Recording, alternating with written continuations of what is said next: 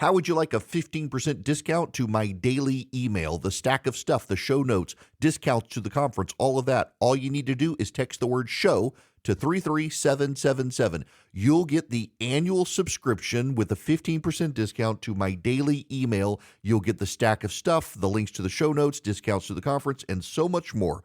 All you have to do is text the word show, SHOW, to 33777. Text show to 33777.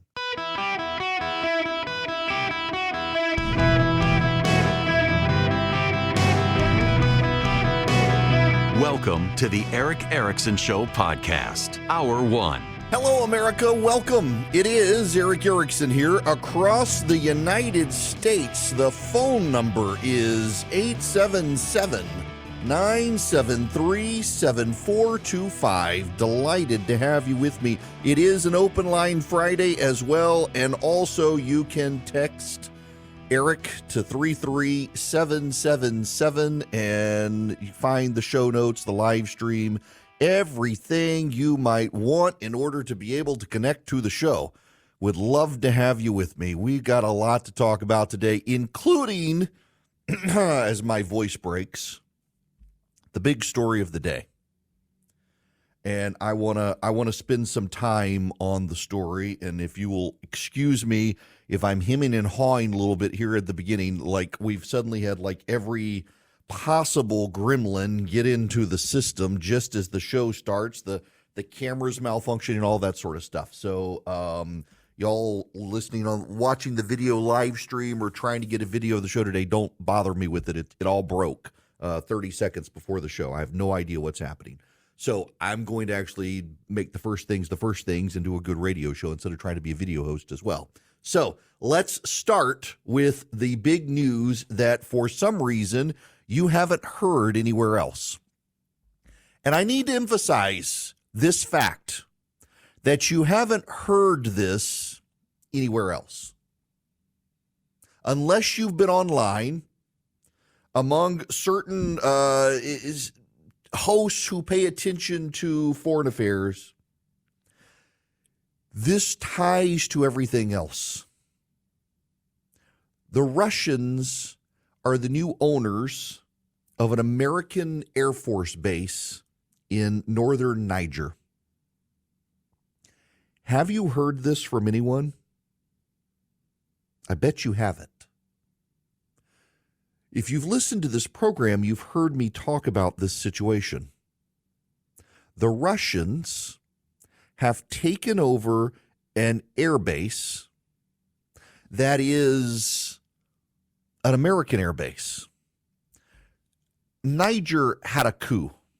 Niger is an African country, and that country threw the Americans out after a coup. The United States had spent a lot of time propping up a government there, and then coup leaders took over, and the coup leaders used folks from the Wagner Group to help them. They summoned the American ambassador, Joe Biden's appointee, with the military liaison of the United States, and the American response was to lecture the coup leaders. And the coup leaders decided that clearly the Americans looked down on the military leaders and they ousted them. Now, that was probably going to happen, to be fair. It was probably going to happen anyway, in large part because it was the Wagner Group that had helped orchestrate the coup to begin with. So clearly there were issues. Now, the problem is that we left peacefully, and we left all of our infrastructure. We left everything behind. Because we left everything behind, the Russians have now taken it over. It's important for you to understand why we had the military base there as well. We had the military base because Al-Qaeda and ISIS have been resurgent in the Sahel, this region of Africa that hovers around the Sahara, that stretches across West Africa. They've been emboldened. They've been growing. And in their efforts to grow, in their efforts to expand in Africa, the United States has been working with a lot of military leadership in order to suppress and push back on the growing terror threat. They've essentially been building a safe haven in West Africa and the Sahel region in order to launch and train terrorists. So we have this military base there. We handled the response of the Niger coup leaders poorly. They've evicted us. They've handed it over to the Russians, and the Russians are not using this to crush ISIS. In fact, the Russians are using it to destabilize further regions in Africa and to build Russian strongholds. All on Joe Biden's watch. While all of this is happening, it turns out that the Biden administration has now authorized arms sales to Qatar, Lebanon, and Iraq. In fact, it turns out that the Biden administration offered the arms sales to Qatar, Lebanon, and Iraq, and within 24 hours decided to suspend arms sales to Israel. In other words, to put not too fine a point on it, the Biden administration has decided to authorize regimes allied with the Houthis to have arms sales while refusing to help the Israelis as Israel surrounds Rafah. Happening right now while I'm talking to you, there are a series of missile attacks from Lebanon and from Gaza attacking Israel. The Hezbollah groups of Lebanon are attacking northern Israel right now while I'm talking to you. It's nighttime in Israel, and there's a big war happening in the sky as the Lebanese Hezbollah forces are launching missiles and the Iron Dome is working to shut them down. And in southern Israel, from Rafah, the Hamas leaders are making their last stand. They're launching missiles, and the Americans have decided under Joe Biden not to provide weapons to Israel. Now, Israel has enough dumb bombs. There's going to be a heavier casualty toll in Gaza because they won't be using American precision-guided missiles. The Biden administration is scrambling, pretending that they've dealt with this issue in some way, that it's fine, but it's actually a pretty irresponsible situation. This is Pat Toomey, former senator from Pennsylvania. He was on with Joe Kernan on CNBC. In the short term, I do believe that the IDF has the military capability, the resources, the materials, the weapon systems they need to do what they need to do in Rafah. However, it is very damaging for the president to indicate to the world that the United States is not willing to stand by Israel in this exercise, really, to preserve their very existence. This, in my mind, is a continuation of the squandering of deterrence. What message does it send to Hamas when President Biden indicates that his support is contingent on Israel not finishing this job? There are 4 battalions of Hamas terrorists in Rafah. Of course, they want to survive, regroup, retake control of Gaza so that they can live to launch more attacks on Israel. Of course, Israel has to prevent that. But when Hamas hears that, well, maybe the U.S. won't stand by Israel, it obviously emboldens them to hold out more, to demand more in any kind of ceasefire. And the message it sends around the world is that the United States is not necessarily a reliable ally. So I think this is very, very dangerous in sort of the bigger picture in the medium term. You think? Yes, that's Pat Toomey. Used to be in the U.S. Senate, now works on Wall Street, and he knows what he's talking about here. This sends a terrible signal to allies. But now I've got to pull the camera back, so to speak. I need to pull the camera back, and I need to explain all of this to you. We've lost a staging ground in Niger to fight Islamic terrorists. We've refused to repel the Houthi attacks in the Red Sea. We've now authorized Lebanon and Qatar and Iraq to get weapons, some of which will flow to the Houthi because there's lots of evidence the Qataris are helping the Houthi and the Lebanese are in the pocket of Hezbollah also helping the Houthi. I know some of you have bought into this notion of the forever war. I haven't bought into the idea of the forever war. the military-industrial complex. It's the conspiracy theories of the age. You feel like we're always at war. Yes, since 9/11 of 2001, we've been at war a lot. But most of this is to keep you safe, even as you've grown weary of it. Not all of it, but most of it. But I do have a hard time seeing how we're not going to be in a forever war if the United States is providing allocations. And by the way, we're not selling the arms to these three countries, Iraq, Qatar, and Lebanon. We're just allowing others to sell them arms. I have a hard time understanding how we're not going to be in a war forever when we're allowing countries to sell these countries weapons that we know are going to get into the hands of Hezbollah, Hamas, and the Houthi. And we're not giving arms to Israel. It's almost like the Biden administration has made the decision to crush Israel. You can be forgiven for thinking the United States in real time is changing allegiances to the terrorists. After all, the Democratic voters on college campuses are calling for Joe Biden to side with the terrorists. You could be forgiven for thinking that's what's happening here. The American government is betraying Israel in real time. And I want to play you some audio here. This is from a mosque. It is a group of speakers at a mosque in Fort Lauderdale, Florida. Those of you listening down there, I want you to understand this came from a mosque in Fort Lauderdale, Florida. Listen to this. The virus, what does it do to the cells of the body? It will come very calmly. The virus will come very calmly next to the body, next to the cells. And it will come to the cell and inject the poison inside the cell.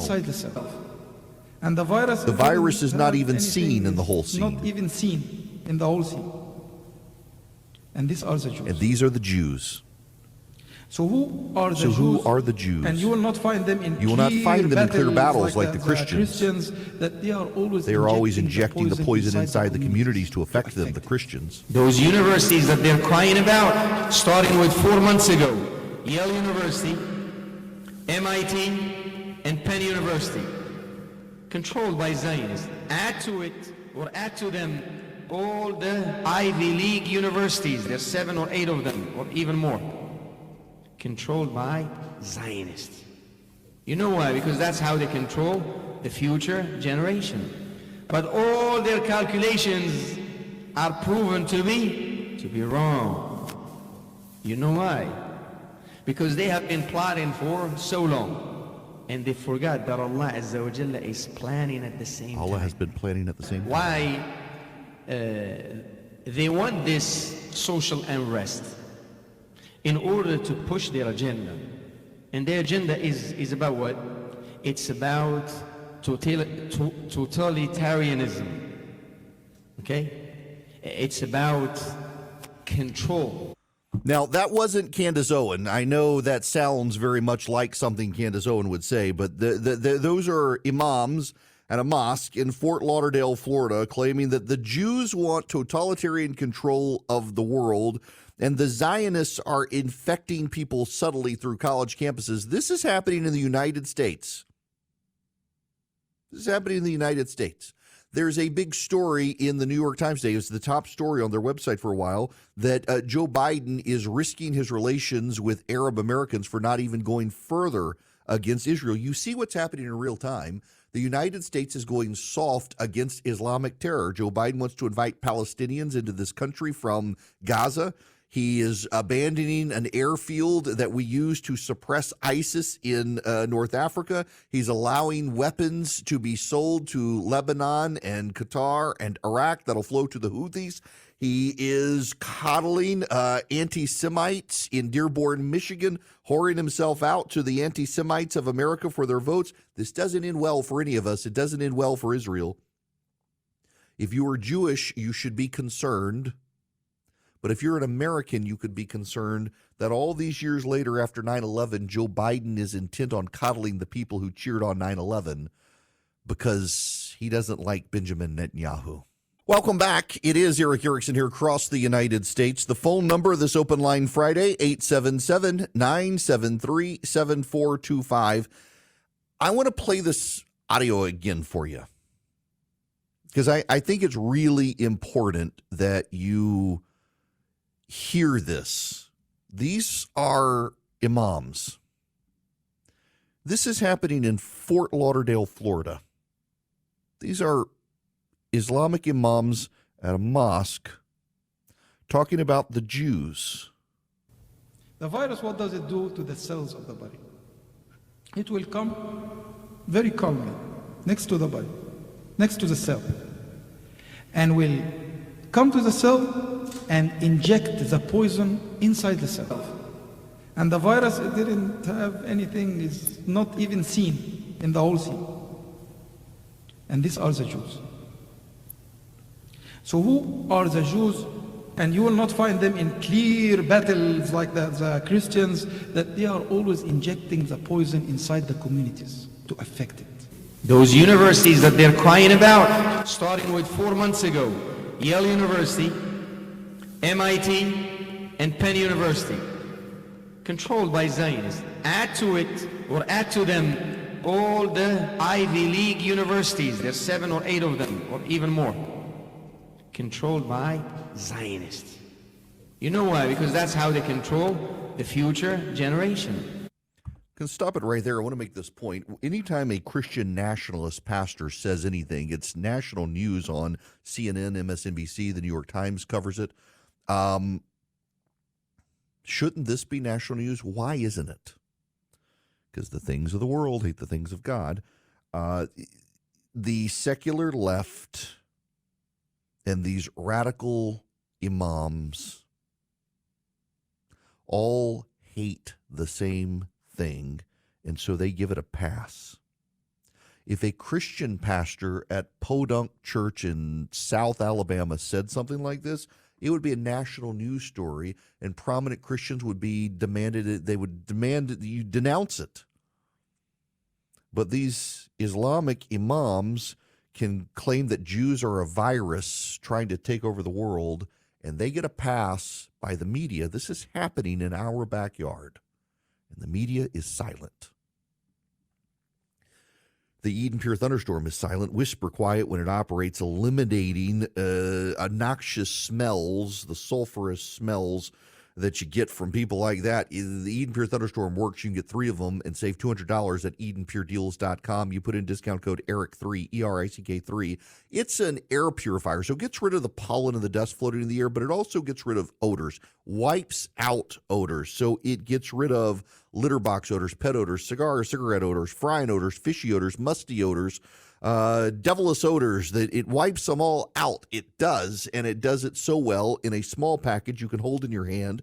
I keep one in my travel bag because I've been in hotel rooms and rental cars where someone had smoked and it stunk, and the Eden Pure Thunderstorm wipes out those odors, and it's so small it's easy to travel with. You can plug it up with a USB cord in your car. You can plug it up directly into the wall as well, and it just works. Go to EdenPureDeals.com, put in ERIC3, ERICK3. You'll get 3 of them, less than saving $200. EdenPureDeals.com, discount code ERIC3.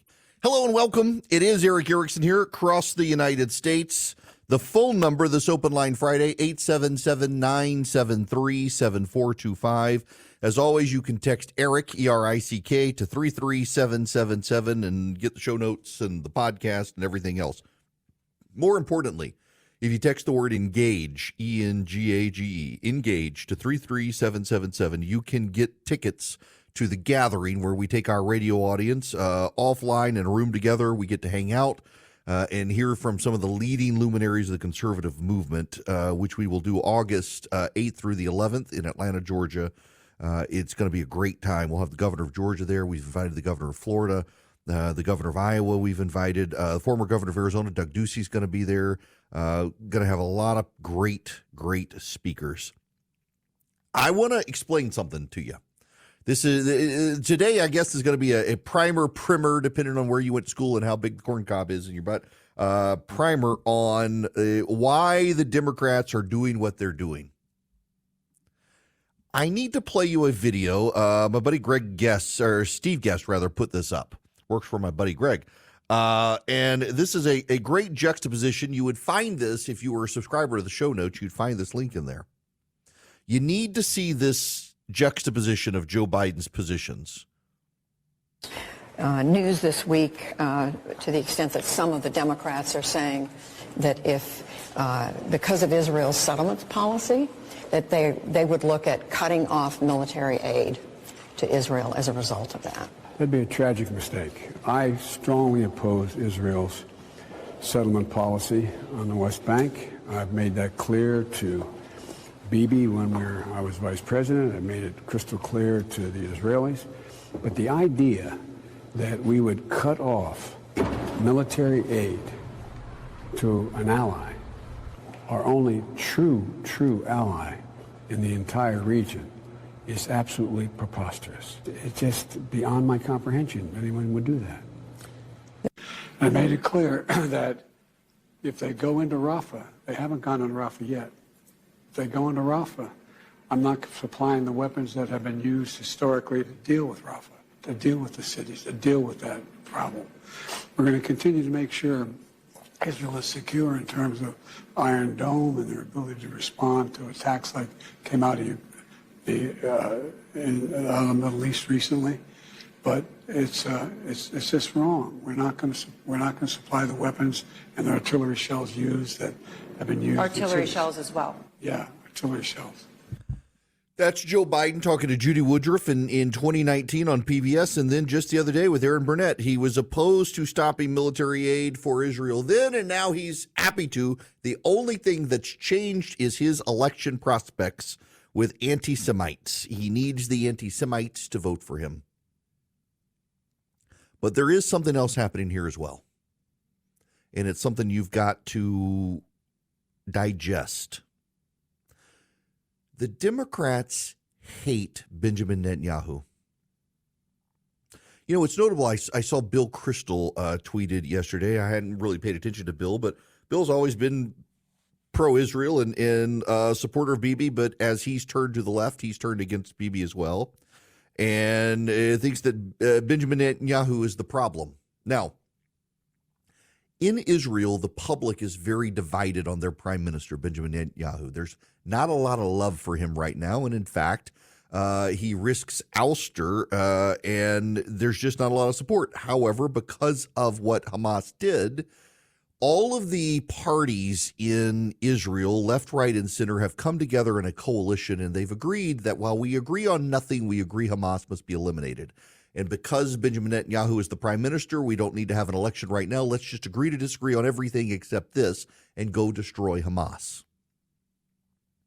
But in this country, the left's willingness to help or not help Israel is based on Benjamin Netanyahu.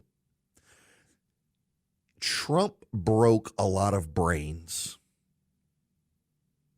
And many of the brains on the left have taken the brokenness, hatred of Trump, and they've applied it to Benjamin Netanyahu. He's under investigation in Israel for corruption. He's been there for a long time.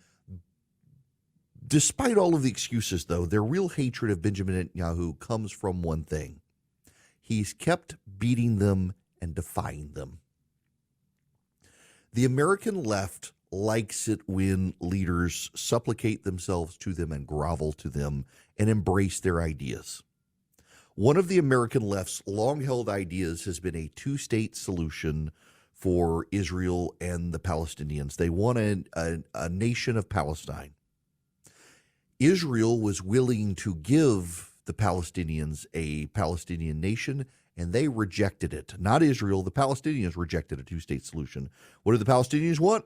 Palestine from river to sea, the elimination of the Jewish nation. And Benjamin Netanyahu, after seeing the Palestinians reject the two-state solution, said, screw this.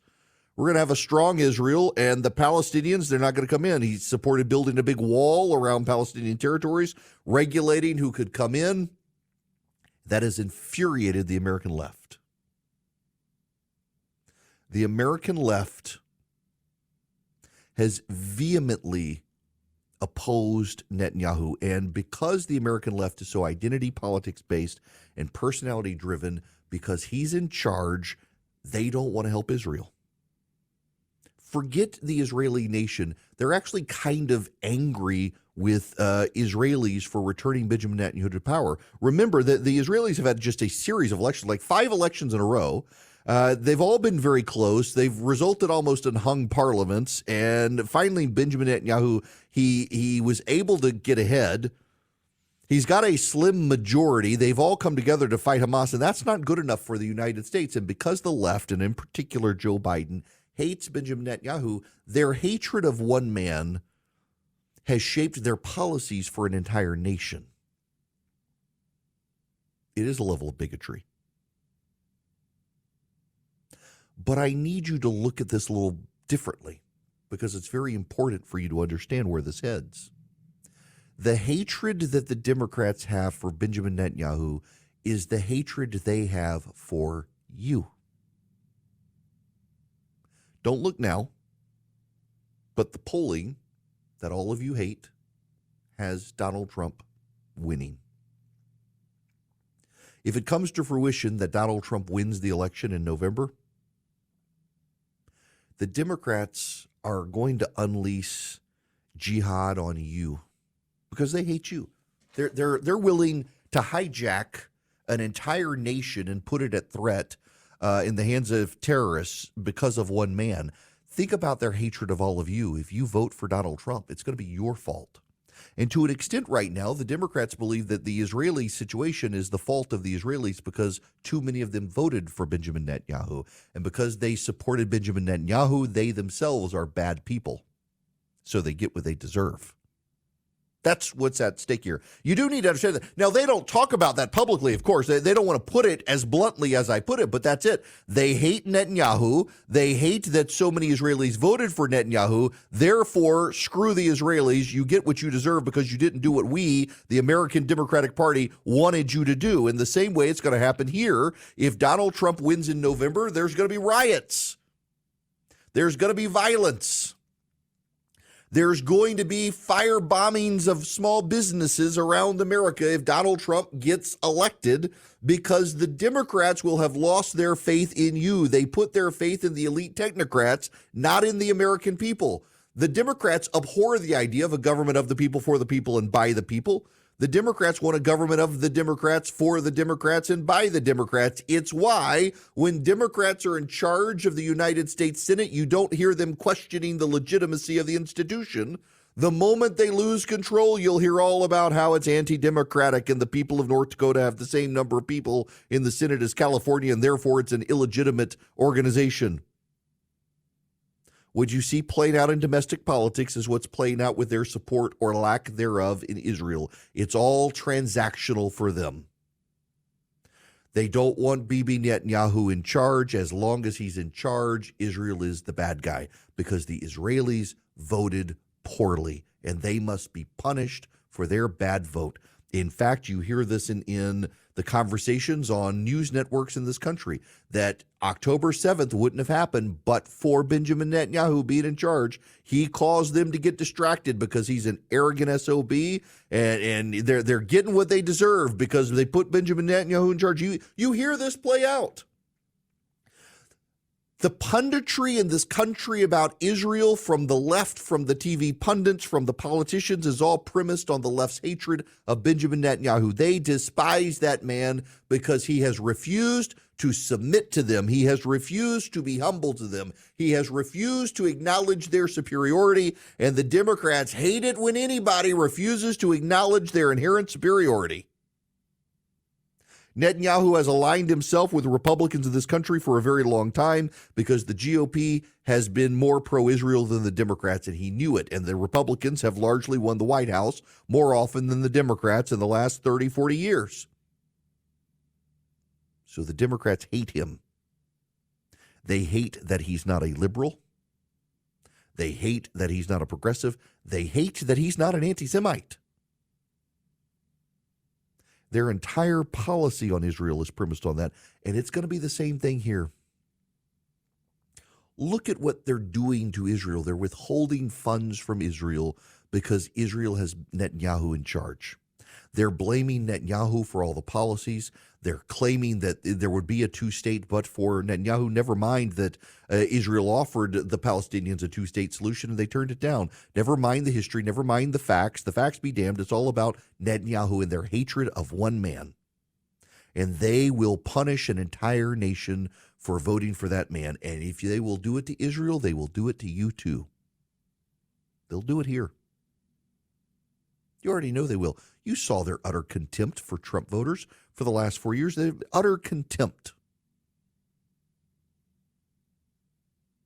The nastiness, and they think you deserve it. You deserve to be treated nasty, not civilly, because you voted for Trump.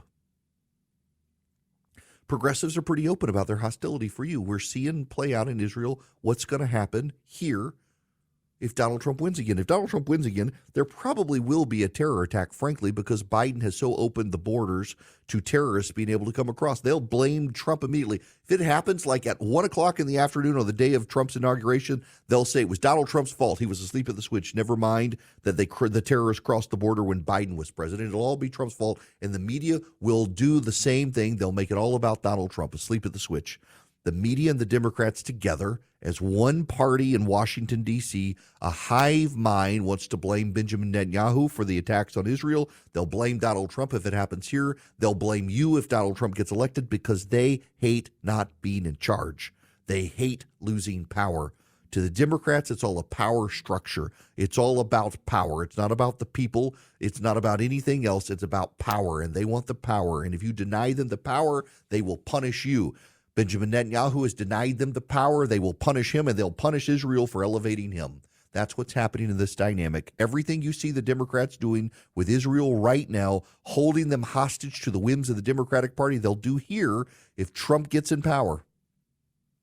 Because at the end of the day, for them, it's not about right or wrong. For the Democrats, it's about power. And with Netanyahu, they don't have the power they want. And with Trump, they don't have the power they want. And so they will punish those who gave those men power. And right now, sadly for Israel, they're going to be denied arms by Democrats in Washington because the Democrats are upset the Israelis themselves don't hate themselves. Hillsdale College has had some great writings in Imprimis about the right and the left in this country and the view of the rise of anti-Semitism in the world. And you can find it all in Imprimis completely for free. All you have to do is subscribe. Eric, E-R-I-C-K, ericforhillsdale.com. If you go to ericforhillsdale.com today, put in your information and they will start sending it to you free of charge because it is part of Hillsdale's mission to educate. Imprimis comes from that mission. And so you don't have to pay a penny for it. They're just going to do it. And you're going to get the leading insight from the conservative movement across America on the leading topics of the day, on the fight against DEI and ESG, the fight for Israel and against terrorists, and why there's a rise in anti-Semitism in the country. Always thought-provoking. It all comes in Imprimis every month, delivered to your mailbox completely for free. ericforhillsdale.com, E-R-I-C-K, ericforhillsdale.com. It's a great way to start a relationship with Hillsdale College, and you will never pay a penny for it. ericforhillsdale.com. Hello and welcome. It is Eric Erickson here. The phone number, 877-973-7425. Those of you on the phones, be patient with me. I don't have a lot of time here. I want to do justice to your phone calls. This hour of the program brought to you by First Liberty Building and Loan. They are in Noonan, Georgia, but don't let that dissuade you if you're in Kalispell, Montana, or you're in Miami, Florida. They can help your business grow. If you're buying a building or you're building a building or you're buying a franchise, things like that, you need $250,000 or more. They can help your business. They make their own lending decisions. The Frost family's been helping small businesses become big businesses since the 90s. Reach out to them, firstlibertyga.com. See if they can help you, firstlibertyga.com. I'm assuming you guys have heard about Eden Golan. This is insane to me. Eden Golan has advanced to the grand finale of Eurovision. Eurovision is a major music competition across Europe. And the competition is in Malmö, Sweden, which is considered the most anti-Semitic place in Europe, with a 25% Islamic population in the city and a massive, massive crowd surrounded her hotel, defying her to leave her hotel because they did not want her to be in the competition. It took a massive police convoy to take this one lady to the competition because of all of the Islamic anti-Semites surrounding her hotel. And not just Islamic anti-Semites. Greta Thunberg was there, and environmentalist activists, which tells you everything you need to know about the big climate change coalition out there, that Greta Thunberg has embraced every left-wing cause. Because at the end of the day, you do need to understand this is a religion we're dealing with. It's not a coincidence that Greta Thunberg could scowl about climate and Jews and advocate for transgenderism and all of these other left-wing causes concurrently, because it has become a religion, and it's left-wing orthodoxy that she has embraced. It's not climate change she's embraced. She's embraced this left-wing religion. And in the left-wing secular religion, transgenderism is good, Jews are bad, capitalism is evil, and we see that play out. This poor young lady, Eden Golan, is fearful for her life. All she wanted to do was sing. And the anti-Semites surrounded her